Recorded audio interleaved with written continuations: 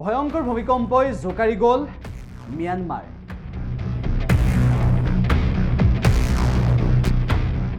হাহাকাৰ অৱস্থাৰ সৃষ্টি হ'ল থাইলেণ্ডত।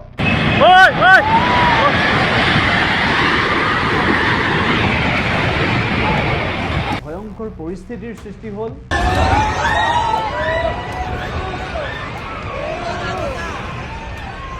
এই ভয়ঙ্কৰ পৰিস্থিতিৰ সমান্তৰালভাৱে কেনেদৰে প্ৰচণ্ড ভূমিকম্পত প্ৰকাণ্ড অট্টালিকা খহি পৰিলে সেই দৃশ্যসমূহ আমি আপোনালোকক দেখুৱাব বিচাৰিছোঁ। ৰিক্টাৰ স্কেলত 7 প্ৰাবল্যতকৈও বেছি যেতিয়া ভয়ঙ্কৰ ভূমিকম্পই জোকাৰি গ'ল মিয়ানমাৰ। হাহাকাৰ লাগিল থাইলেণ্ডত, হাহাকাৰ অৱস্থাৰ সৃষ্টি হ'ল আৰু তাৰ পাছত কেনেকুৱা পৰিস্থিতি হ'ল বেংককত, কেনেকুৱা পৰিস্থিতিৰ সৃষ্টি হ'ল আৰু এই ভয়ঙ্কৰ ভূমিকম্পই কেনেদৰে জোকাৰি গ'ল বাংলাদেশ, কেনেদৰে জোকাৰি গ'ল পূব ভাৰত।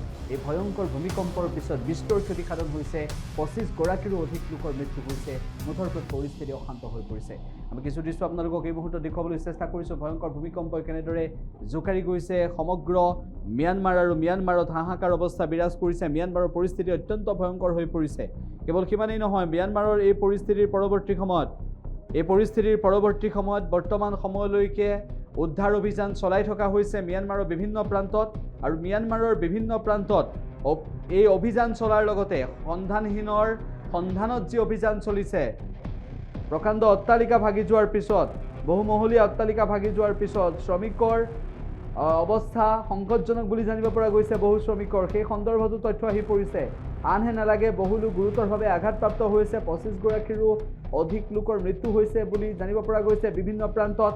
আৰু এইসমূহ তথ্যৰ উপৰিও আমি উল্লেখ কৰিব বিচাৰিছোঁ যে কেনেদৰে ভয়ঙ্কৰ ভূমিকম্পৰ সময়ত, এই ভয়ঙ্কৰ ভূমিকম্পৰ পিছত উল্লেখ্য যে কেইবাটাও ভয়ঙ্কৰ ভূমিকম্পৰ পিছত এতিয়াও ভূমিকম্পই কেনেদৰে ৰিক্টাৰ স্কেলত 4 প্ৰাবল্যৰ ভূমিকম্প এতিয়াও কেনেদৰে কঁপাই আছে, ৰিক্টাৰ স্কেলত 7 প্ৰাবল্যৰ ভূমিকম্পই কেনেদৰে মিয়ানমাৰত জোকাৰণিৰ সৃষ্টি কৰিলে আৰু কেনেদৰে তছনছ কৰি পেলালে সকলোৱে সেয়া দেখিছে। আৰু এয়া হৈছে প্ৰকৃতিৰ ধ্বংসলীলা আৰু এয়া হৈছে ভয়ঙ্কৰ পৰিস্থিতি।